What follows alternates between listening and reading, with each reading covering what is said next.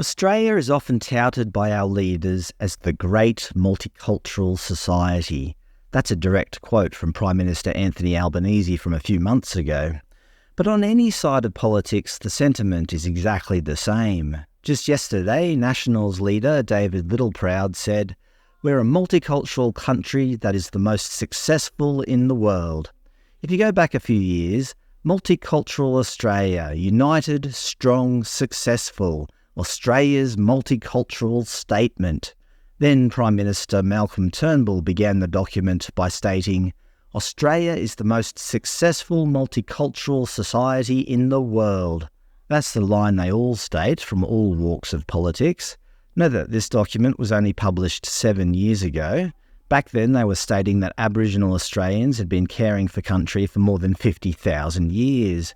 Now it's officially up to 65,000 years, or perhaps 250,000 years, depending on who you ask. But back to the matter at hand. Now I would argue that they're not just trying to be positive about Australia's multiculturalism. This isn't just a desire or a hope for multiculturalism to be successful. This is a necessity. If multiculturalism isn't successful, what's the alternative? Chaos and disharmony. If multiculturalism fails, Australia becomes a failed state. It means all that government-sponsored mass immigration over the years has been an abject failure, and no government in their right mind would want to admit that. There's no unwinding multicultural Australia. We either make it work or society collapses, and that obviously is in no one's interest, apart from our enemies, of course. Because of our demographics, Australia needs multiculturalism to be successful. Otherwise, we're done for. There's a fine line between harmony and the opposite. Not everyone agrees with Australian ideals. When peaceful, it's fine. When everyone gets on, of course, multiculturalism is great. We get to experience different cuisines and different outlooks on life. But this is only good if everyone remains on good terms. Which brings us to the biggest problem with multiculturalism, and it's playing out presently on our streets in Australia, and it was completely predictable.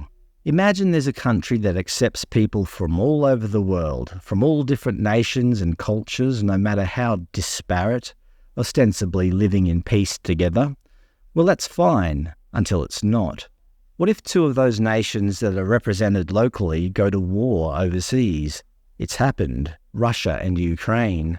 Obviously, there's Russians and Russian supporters living in Australia, as well as Ukrainians. Of course, there's been some disharmony to our multicultural society due to this war, although one might argue that this disharmony has been less visible than the current situation playing out on our streets. Of course, I'm referring to the Israeli-Palestinian conflict. You barely hear about Ukraine anymore, rightly or wrongly. This feels like Australian multiculturalism teetering on the edge. Teetering on the edge of what? I don't know. Failure? Collapse? I know it's serious because the leaders are now speaking out. PM calls for cohesion as vigils and rallies mark October 7. If Australia was truly a successful, stable and harmonious multicultural society, would it require its leader to call for cohesion? In July, faith-based political parties would undermine social cohesion, Prime Minister says, referring to the Muslim vote movement. Premier of New South Wales, Chris Minns, supported the Police Commissioner's application to the Supreme Court to prohibit planned pro-Palestinian protests in Sydney, which have since gone ahead, by the way. Does a harmonious multicultural society require protests to be made illegal? Specifically, he said, "It's our responsibility to work together to ensure we keep this cohesive, harmonious, safe community that we have in New South Wales." Again, I ask, is it necessary to forbid a protest in a truly cohesive, harmonious, multicultural community?